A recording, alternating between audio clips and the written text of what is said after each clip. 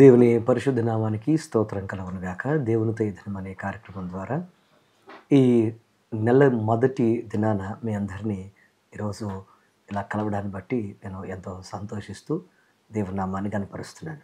ఈ డిసెంబర్ మాసంలో దేవుని యొక్క కృప, ఆయన కాపుదల మీకు అనుగ్రహించి దేవుడు మరింత ఆశీర్వాదంతో మిమ్మల్ని అందరినీ ఆ రక్షకుడు దీవించి ఆశీర్వదించునుగాక.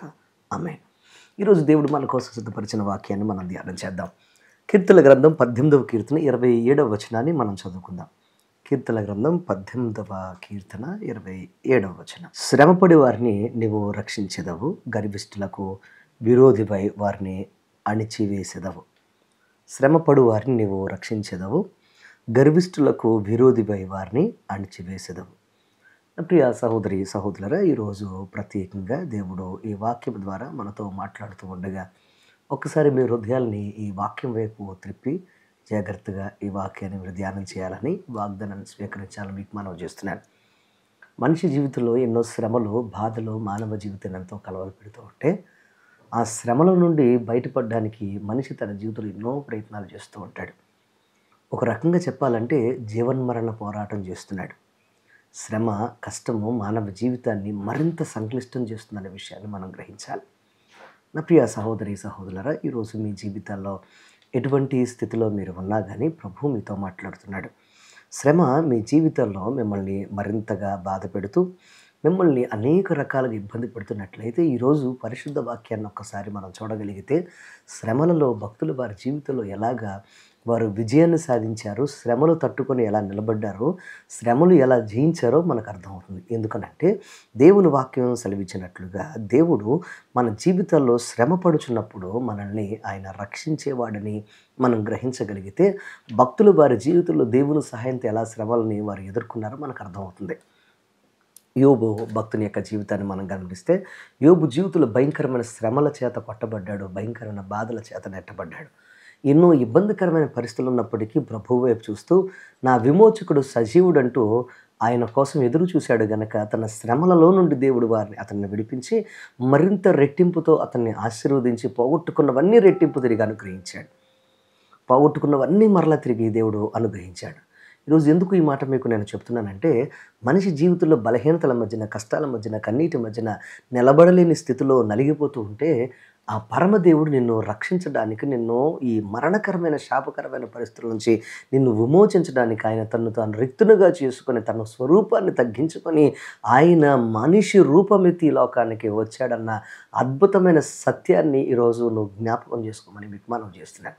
ఎందుకు అనంటే ఆ దేవుడు దిగి వచ్చాడు గనక నీ జీవితంలో శ్రమలో నుండి విడిపించడానికి ఆయన సాధ్యపరిచే గొప్ప తండ్రి అని మీరు జ్ఞాపకం చేసుకోండి. ఎన్ని బాధలు, కష్టాలు మీ జీవితంలో ఎక్కువైనా కానీ శ్రమలు మిమ్మల్ని మరింతగా వేదనకు గురి చేస్తున్నా, ఈ లోక సంబంధమైన వ్యక్తులు మిమ్మల్ని అనేక రకాలుగా ద్రోహం చేసి ఎన్నో ఇబ్బందులు పాలు చేసి మిమ్మల్ని కష్టపెడుతున్నా కానీ ప్రభువు నీకు దగ్గరగా ఉన్నాడు, రక్షకుడు నీకు దగ్గరగా ఉన్నాడు. ఆయన నిన్ను తప్పకుండా నీకు విడుదలిచ్చి నిన్ను బలమైన సాక్షిగా నిలబెడతాడనే గొప్ప సత్యాన్ని మీరు గ్రహించండి. ఈరోజు మీ జీవితంలో ఎటువంటి శ్రమల చేత నలిగిపోతూ ఉన్నా కానీ కంగారు పడొద్దు, ఆయన మిమ్మల్ని తప్పకుండా విమోచిస్తాడు. పరిశుద్ధ లేఖనాన్ని మనం జాగ్రత్తగా గమనిస్తే పరిశుద్ధ లేఖనంలో ఒక అద్భుతమైన సత్యాన్ని మనం చూడగలుగుతాం. యోసేపు విపరీతమైన శ్రమలు అనుభవించాడు. అతని శ్రమలు ఎంత భయంకరమైనవంటే అతని యొక్క జీవితంలో ఒక శ్రమ తర్వాత మరొక శ్రమ, మరింత లోతైన మరింత బాధాకరమైన శ్రమలో అతని జీవితంలో అనుభవించాడు. కానీ నిర్ణయ కాలం ఒకటి ఉంది. ఆ నిర్ణయ కాలాన జరిగిన అద్భుతం ఏంటంటే అప్పటి వరకు గుర్తింపు లేని జీవితం, అప్పటి వరకు ఏమాత్రం కూడా విలువ లేని జీవితానికి దేవుడు అద్భుతమైన ప్రాధాన్యత కలిగిన జీవితంగా మార్చేశాడు. ఎందుకనంటే శ్రమల్లో నుంచి దేవుడు అతన్ని రక్షించాడు.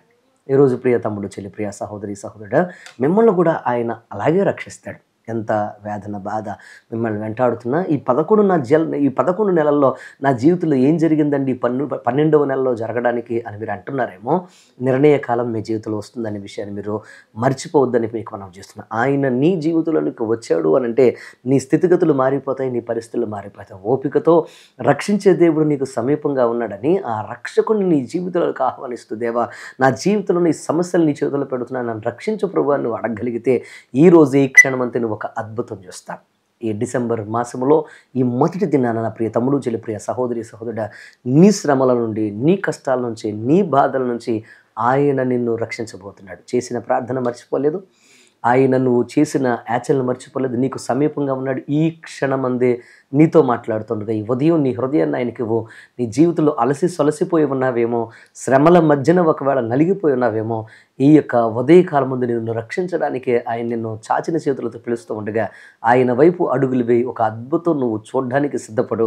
ఈరోజే నీ స్థితిగతిని ఆయన మార్చి ఒక అద్భుతమైన పాత్రగా నిన్ను నిలబెడుతూ నిన్ను రక్షిస్తూ ముందుకు నడిపిస్తాడు. అట్టి కృప దేవుడు మీకు అనుగ్రహించి నడిపించునుగాక. ఆమేన్. ప్రార్థన చేసుకుందాం.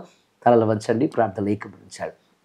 మా పరమ తండ్రి నీకు వందనాలు స్తోత్రాలైనా ప్రియ బిడ్డలు నాయన నీకు వందనాలు ప్రభు. ఈరోజు వాక్యం విని ప్రత్యేకంగా వాగ్దానాన్ని స్వీకరిస్తూ మా శ్రమలలో నువ్వే రక్షకుడు అని ప్రభా నీకు వందనాలు, నీ నామాన్ని ఎత్తుపడుతూ ప్రార్థనలు ఏకీభవించిన బిడ్డలందరినీ చేతులకు అప్పగిస్తున్నాను. ఏ ప్రాంతంలో ఉండి నాయన నీకు వందనాలు ప్రభు, ఈ యొక్క వాక్యాన్ని వింటున్నా నాయన చూస్తున్నా వారిని ప్రత్యేక మీరు జ్ఞాపకం చేసుకొని వారి జీవితంలో శ్రమలన్నిటిలో ఉండి వారిని రక్షించండి. అయ్యా, శ్రమలో ఉన్న యోసేపును రక్షించావు, శ్రమలో ఉన్న లాజరును రక్షించావు, శ్రమలో ఉన్న దావీదును రక్షించావు. అయ్యా, ఈరోజు శ్రమలో ఉన్న నా ప్రియ బిడ్డలందరినీ మీరు రక్షించమని వేడుకుంటున్నాను.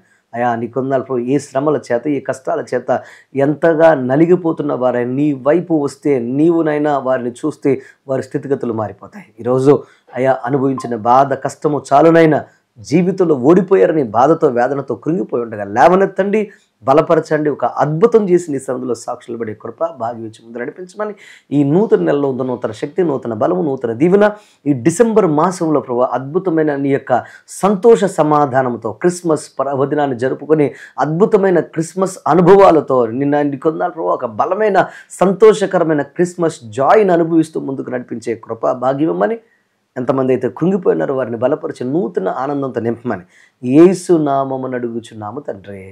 ఆమేన్. దేవుడు మిమ్మల్ని దీవించును గాక.